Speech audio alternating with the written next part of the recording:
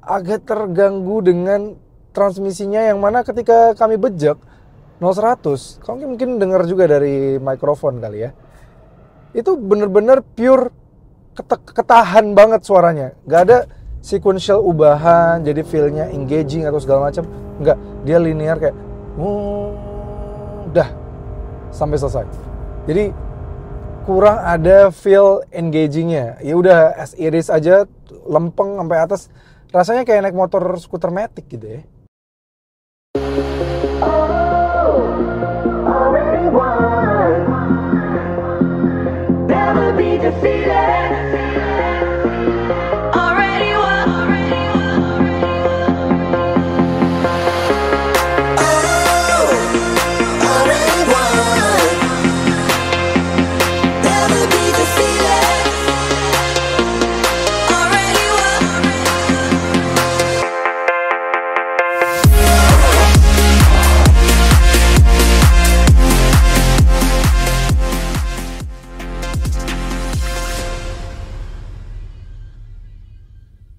Halo guys, welcome back to CVT Indonesia bersama kami, Reza RFR.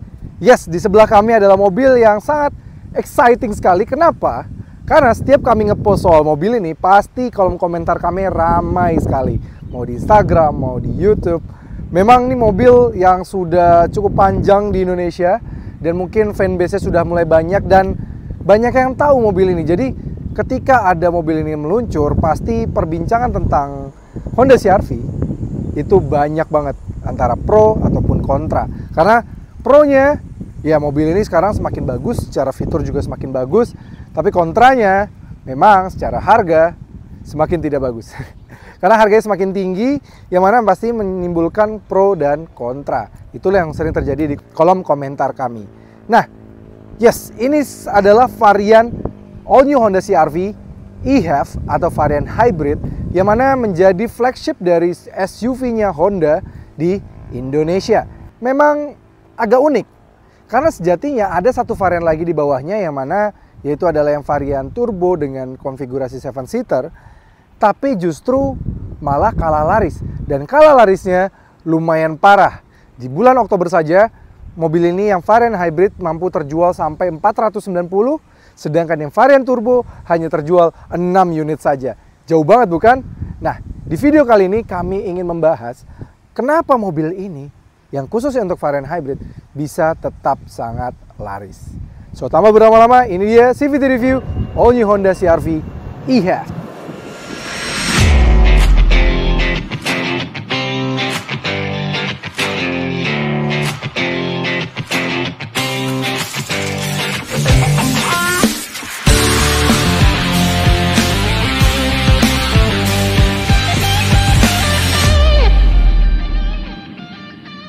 Honda CR-V terbaru ini memang sekarang ketika meluncurkan pada saat Gias 2023 itu terlihat banget ya perubahannya, memang sangat drastis banget.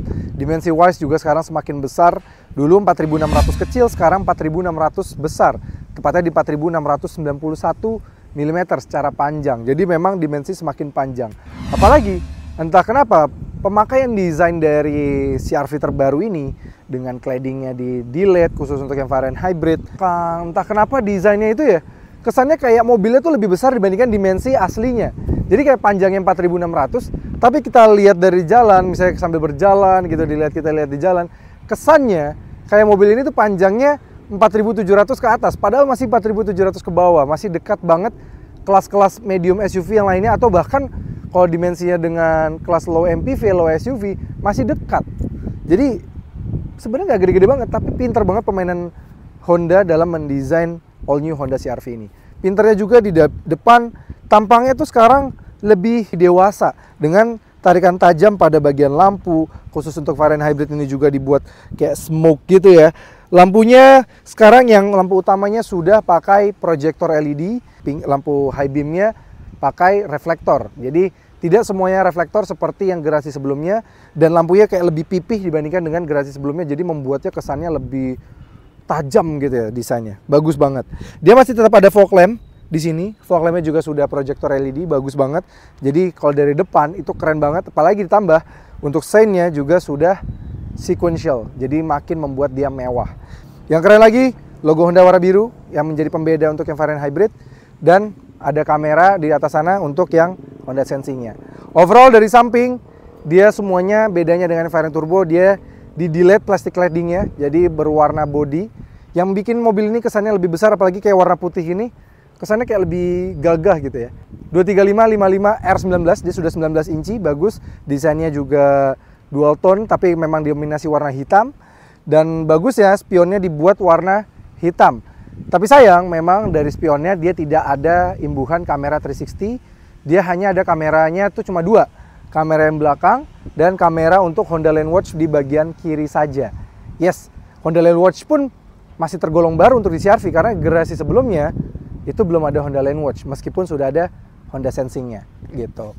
Dan di belakang dia desainnya ya, yang lampunya yang memang banyak kontroversi, mirip banget sama kompatriotnya dari Jepang dan juga kompatriotnya dari Swedia. Ya, mirip banget.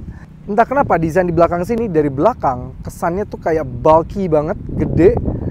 Meskipun dimensinya lagi-lagi kami bilang tidak sebesar itu loh sebenarnya CR-V, tapi kalau lihat di jalan kayak gede banget. Ya, kepraktisan mobil ini karena dia hanya konfigurasinya 5-seater saja, berbeda dengan yang varian turbo available dengan 7-seater. Jadi dia bisa mengakomodir kapasitas bagasi yang lebih besar dibandingkan dengan yang varian turbo. Yes, kalau varian turbo ketika kursi baris 3 dilipat itu 472 liter. Sedangkan mobil ini dia 497 liter. Dengan kapasitas 497 liter ini mau bawa koper besar, koper kecil, ditumpuk, stick golf itu masuk dengan mudah. Bukan masalah di Honda CR-V ini. Karena memang bagasinya lumayan dalam. Dan apalagi ketika misalnya kita lipat baris keduanya, yang cukup ribet ya, sebenarnya yang ribet ya, karena lipatannya tidak lagi seperti layaknya CR-V yang dulu masih 5-seater, yang ada tuasnya di sini. Sekarang, meskipun ini balik 5-seater lagi, dia tuasnya tetap tidak ada di sini lagi. Tapi tetap rata lantai dan bisa menghasilkan sampai 1820 liter gitu. Di belakang kelengkapannya dia sudah ada lampu LED dan ada 12 volt soket. Oke, ini dia interior dari yang varian hybrid. Pembedanya mungkin udah dijelaskan sama Jason juga ya waktu itu ya, bahwa kalau yang varian hybrid ini dia dapat roof hitam, speaker Bose, terus juga dia sudah warnanya tuh ada stitching warna merah pada bagian joknya, pada bagian ininya segala macam. Ini varian yang berwarna hitam. Kita nyalain dulu. Nah, begitu dinyalakan langsung kelihatan satu fitur yang cukup menarik ya. Di mobil Jepang jarang punya nih, yaitu adalah easy access atau easy exit. Jadi ketika misalnya kita matiin mobilnya, kita buka, dia langsung otomatis memundurkan kursi, dan kalau kita nyalain, memajukan kembali ke posisi semula kami. Ini keren sih. Di mobil Jepang dan kelasnya CR-V sudah ada fitur seperti ini. Karena memang mobil ini sudah dilengkapi dengan pengaturan kursi yang sudah elektrik di kiri maupun di kanan. Dan untuk yang kanan terutama sudah ada 2 memory seat. Bagus banget. Dia speedometer sudah digital. Speedometer digitalnya juga kita bisa ubah-ubah. Informasi yang mau kita tampilkan seperti info. Pengaturan head-up display juga bisa dari sini. Head-up display-nya juga bisa diganti isinya. Mau driver assist, mau off, mau speedometer, mau navigasi. Macam-macam banyak, jadi bisa kita atur, bahkan ketinggiannya juga bisa kita atur, lengkap banget. Nah, dari sini bisa, dan kita bisa mengatur juga nih head unitnya, sudah head unit dari Honda yang bagus banget. Dia juga bisa memantau power flow, jadi bisa kita lihat ini sedang digunakan itu baterainya atau mesin bensinnya gitu. Dia sudah lengkap, Apple CarPlay, Android Auto, secara wired maupun wireless sudah ada opsinya ya. Kalau kita colokin pertama kali, bisa memantau trip komputer kita dan segala macamnya, bisa dipantau dari sini. Lumayan lengkap. Dia juga bahkan ada kompas, ada vehicle setting untuk mengatur driver assist system kita. Di bawahnya ada 2 soket USB A dan C, wireless charging.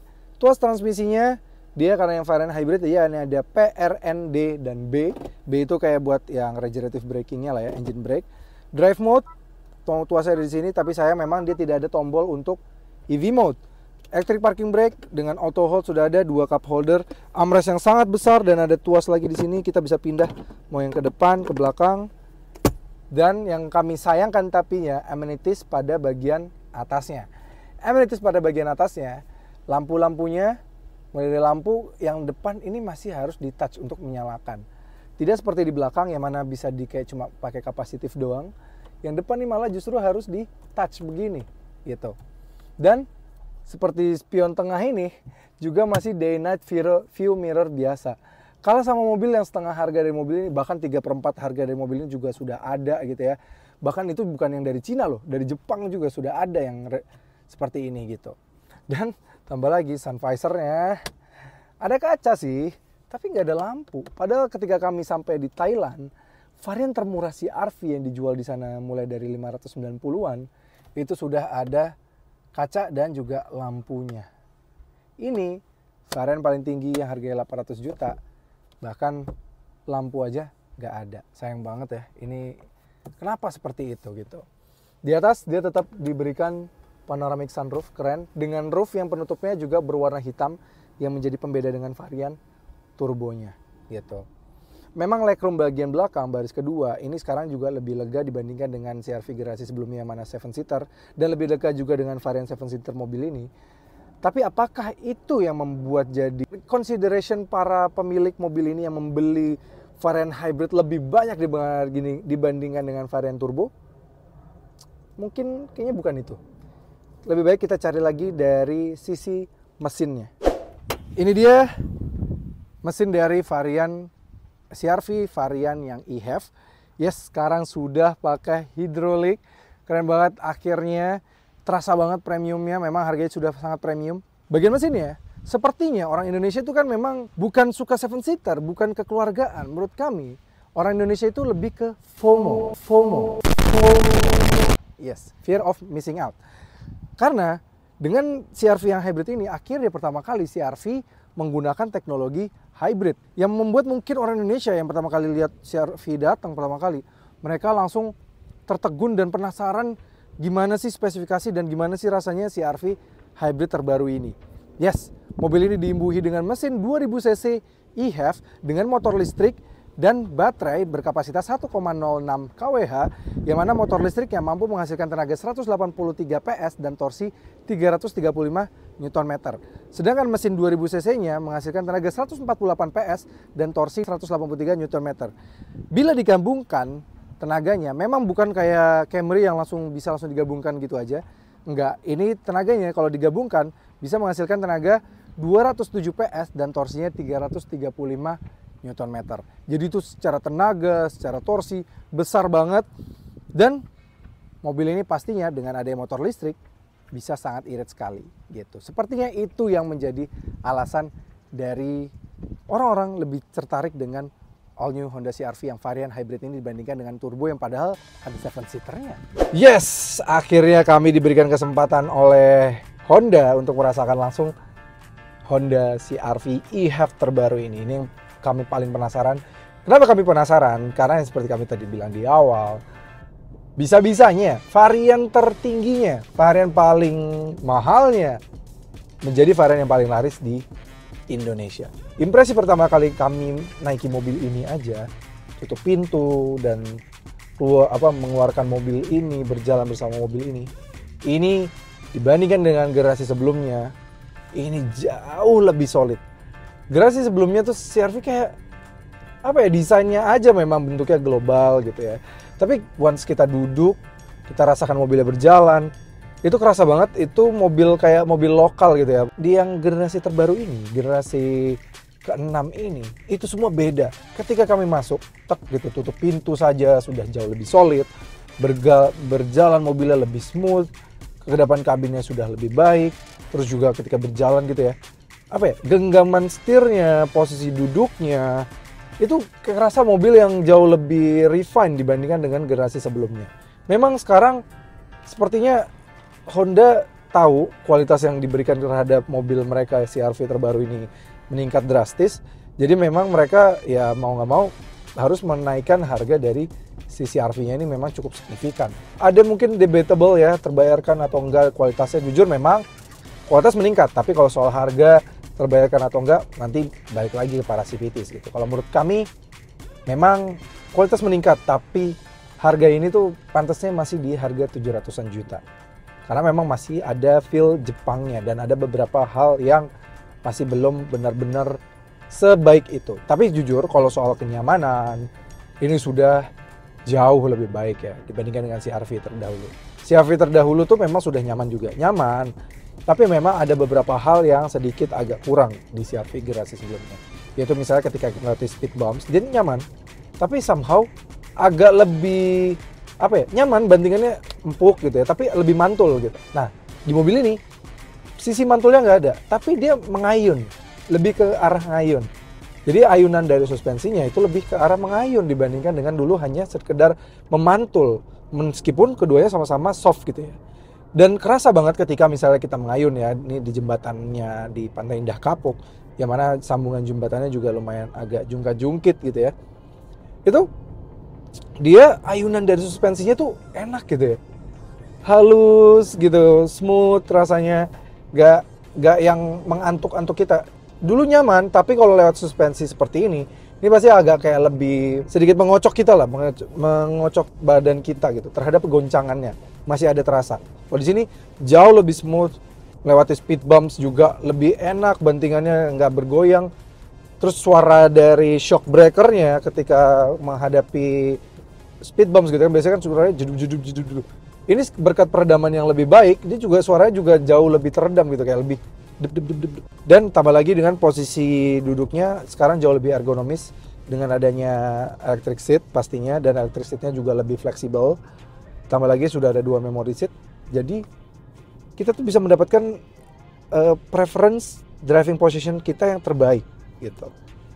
Ini jujur, kalau kami mungkin kalian dengar dari mikrofon ya, kami sedang melewati jalan dengan kecepatan 80 km per jam seperti ini. Kalian dengerin gak ada road noise yang biasanya juga masih selalu mengganggu dari Honda. Memang masih ada kedengeran, bukan yang gak denger sama sekali, masih ada nih suaranya dari bawah gitu ya. Tapi kalau dibandingin sama generasi sebelumnya sih jauh lah ya. Jauh lebih better, jauh lebih baik Honda CR-V terbaru ini. Somehow Honda mampu memanage mobil ini untuk memiliki steering feedback yang tetap baik. Ini steering feedbacknya juara sih. Ditoel dikit, wah mobilnya langsung goyang. Ditoel zigzag gini, mobilnya langsung goyang. Tapi limbungnya bisa diminimalisir betul-betul. Jadi tidak terlalu terasa limbungnya masih bisa dijaga dengan sangat baik. Dan kalau misalnya kita berbelok cepat seperti ini ya, ini kencang ya,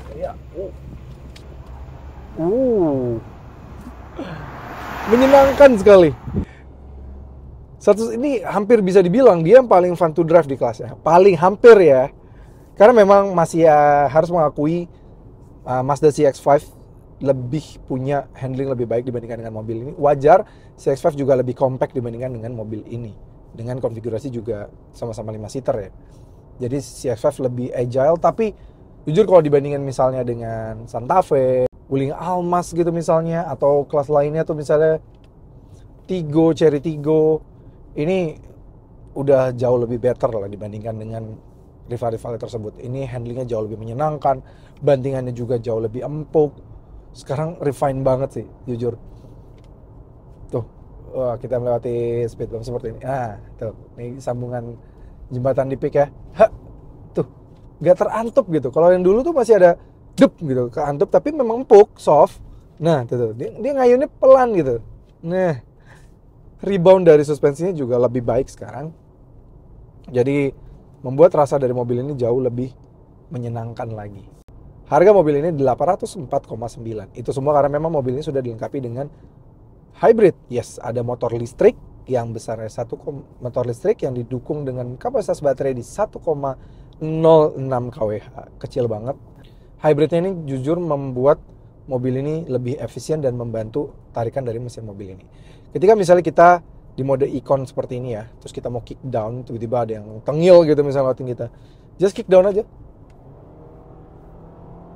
Tuh, langsung kick in tenaganya dan kita bisa memantau juga dari energy flow-nya ini bahwa kita dibantu sama mobil ini tenaganya untuk kick in, dan bisa kita rubah ke mode sport gitu ya misalnya, let's say.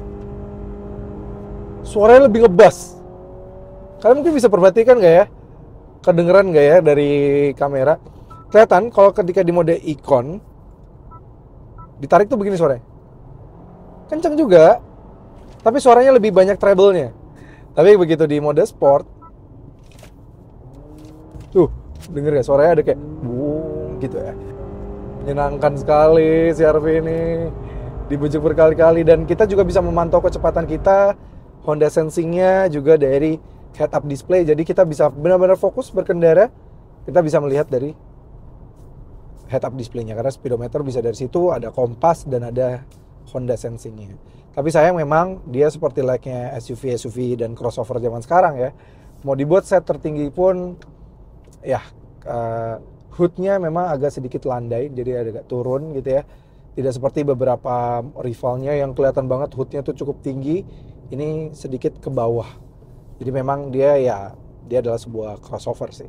Jadi feel-nya belum benar-benar terasa seperti SUV besar, yang mana price range 800 juta biasanya memang sudah diisi dengan SUV di segmen, yang mana SUV di segmen tuh seperti CX-8, CX-9, Palisade, yang dimensinya sudah lebih besar atau lebih besar daripada 4700 mm. Sedangkan mobil ini masih 4700 ke bawah. Ngomong soal hybridnya, tidak hanya performanya dia membantu efisiensi. Tapi sayang, ketika kami berkendara sama mobil ini, kami sudah mencari dan kami juga sudah nanya sama orang HPM, memang tidak ada tombol dedicated untuk EV-nya, yang mana ini dia mode berkendaranya hanya ada 3 saja, yaitu Econ, Normal, dan juga Sport. Jadi kita kalau misalnya mau berjalan full dengan EV mobil ini, ya kita hanya bergantung dengan sistemnya membaca seperti apa, kita butuh EV atau enggak.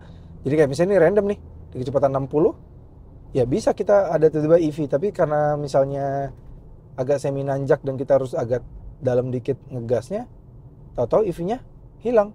Nah, tapi bisa tiba-tiba randomly di kecepatan 80 km per jam, dia bisa muncul lagi EV mode-nya gitu.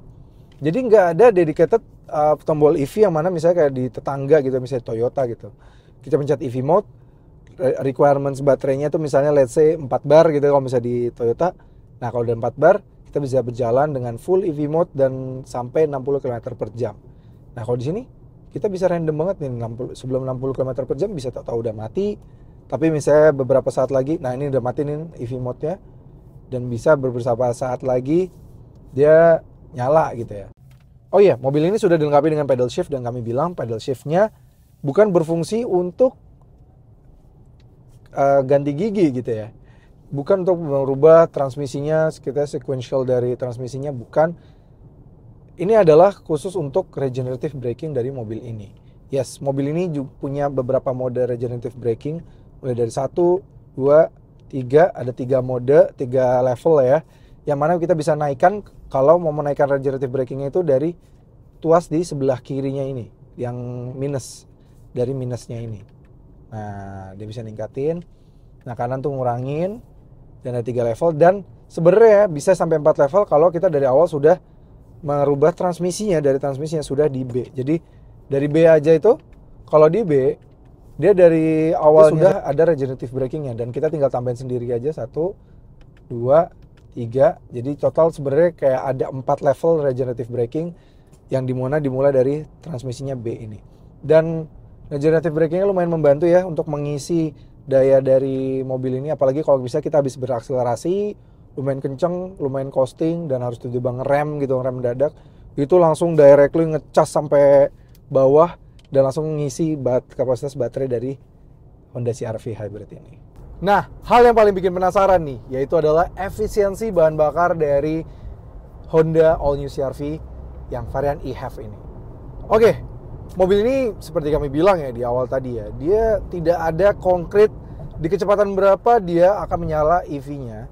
Dia akan agak sedikit random, sehingga tapi memang mostly dia akan selalu nyala EV mode-nya, selalu berjalan dengan mode elektrik, itu selalu di bawah 40 km per jam. Itu kayak absolut pasti jalan segitu. Jadi kalau macet-macetan pasti pakai EV mode gitu, karena memang nggak ada mode EV-nya ya.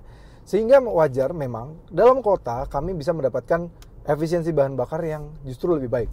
Dalam kota saja kami masih bisa mendapatkan 24,95 km per liter. Sedangkan rute luar kota kayak di tol seperti ini, itu kami masih bisa mendapatkan sekitar 19,8 km per liter. Karena secara random, tiba-tiba kadang di kecepatan 80 km per jam itu, ya mode EV-nya nyala gitu. Dan itu kami nggak bisa membaca patternnya ya, karena dengan kami menahan pedal gasnya juga agak tidak terlalu dalam pun, juga tiba-tiba mode EV-nya nyala. Tapi dengan kondisi yang sama, beberapa saat kemudian EV-nya mati gitu. Kami nggak tahu, padahal baterainya juga masih lebih dari setengah. Jadi memang agak sedikit berbeda memang hybridnya dengan Accord yang sudah meluncur kemarin di Indonesia, yang mana memang ada tombol dedicated untuk E-nya. Jadi itu dimana bisa menyalakan berjalan dengan EV mode kalau kita on demand. Jadi kalau kita pencet baru bisa menyala gitu. Nah sedangkan di mobil ini nggak ada. Tapi at least sekarang mobil ini sudah dilengkapi dengan fitur Honda Sensing yang lumayan lengkap. Kan bisa pencet di sini, dia sudah ada lane keeping assist, lane centering gitu ya, lane departure warning. Dia juga sudah ada adaptive cruise control. Jadi kita bisa atur jarak juga dengan mudah. Lengkap banget. Dan untuk Honda CR-V ada yang baru, yaitu adalah Honda Lane Watch. Jadi kita kalau misalnya sen kiri bisa memantau. Tapi sayang banget dia nggak ada kamera 360. Dan memang ada agak sedikit ada kekurangan, yaitu seperti blind spot monitoring. Jadi nggak ada. Mungkin Honda pengen menggalakkan Honda Lane Watch mereka. Jadi blind spot monitoringnya jadi sedikit terkorbankan. Tapi ya lumayan lah ya. Masih mendapatkan fitur safety yang lumayan banyak dan lumayan lengkap di Honda CR-V. Gimana rasanya all new Honda CR-V ini kalau disetirin di belakang sini?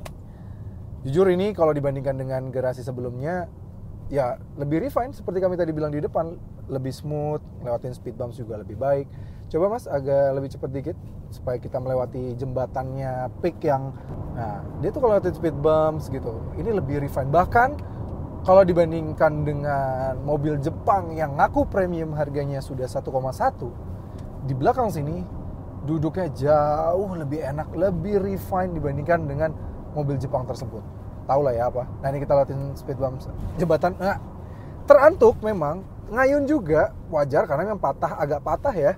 Tapi, nah itu loh, peredaman dari suspensinya itu jauh lebih baik. Nggak ada suara jeduk gitu ya, nggak ada.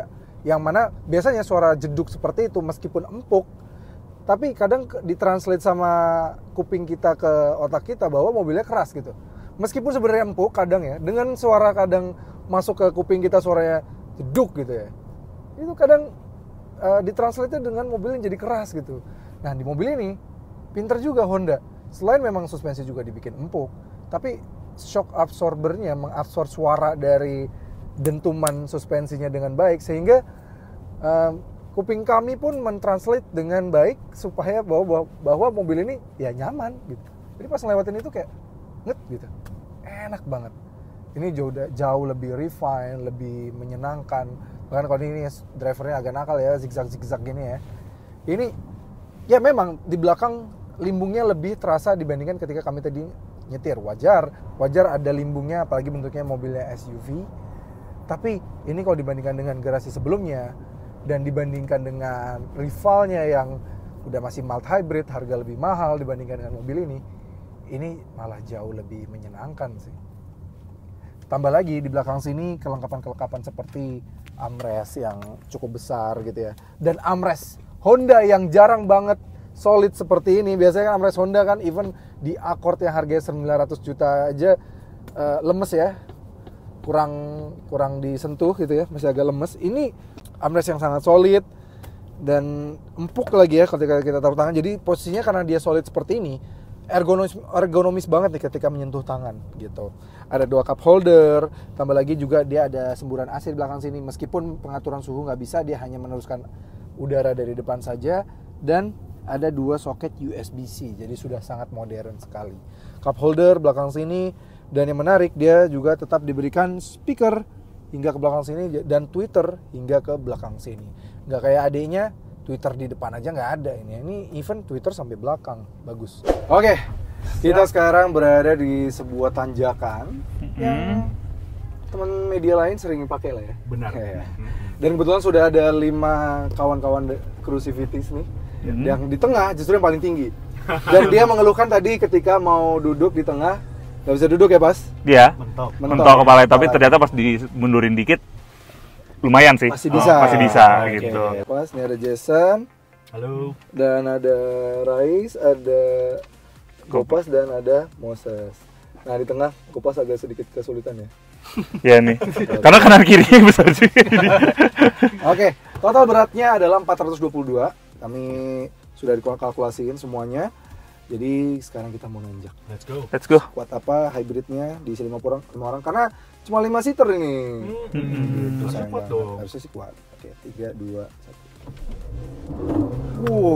Spin. Kalau dibejek langsung wheel spin ya. Wow. Memang tenaganya terlalu Torsinya torsinya besar besar. ya. Yes. Oke. Nanjak. Nanjak. Terjal. Bisa banget ya. Yes, harus berhenti dong, biar tahu. Nah, gue langsung belokan tajam nih. Kelihatan nggak ya di kamera ya? Sampai gini. Semiring apa ya? Iya. Coba ya. Oke, lagi. Let's go. 1, 2, Lanjut. Wah, kesimpulan dari mobil ini adalah dia itu bannya bagus, Yap. tapi memang tenaganya juga gede. Jadi walaupun kalau kita langsung injeknya langsung gaspol, tetap ngesot. Oke. Ya, betul. Tapi kalau kita nginjeknya gradual, bakal oke nariknya gitu. Oh, ini gampang banget terlalu mudah. Effortless ya. Effortless banget, udah. Power delivery-nya enak banget ya. Delivery the best. Mantap Jadi sih. buat tanjak ya. Kuat nanjak Iya. dong. Walaupun FWD dan nggak masuk varian AWD, tapi tetap kuat nanjak. Yang paling bikin kami penasaran juga selain efisiensinya adalah bagaimana dengan akselerasi mobil ini. Oke, kita masukin ke drive mode yang sport. Dia ada sport ya. Kita matiin AC, sin traction control off. Oke. Jaga gas dan rem dan VTEC tuh kalau udah kick in ya emang ya. Tapi memang transmisinya agak kurang sih nih. 100. 0 sampai 100 tuntas dalam 7,9 detik.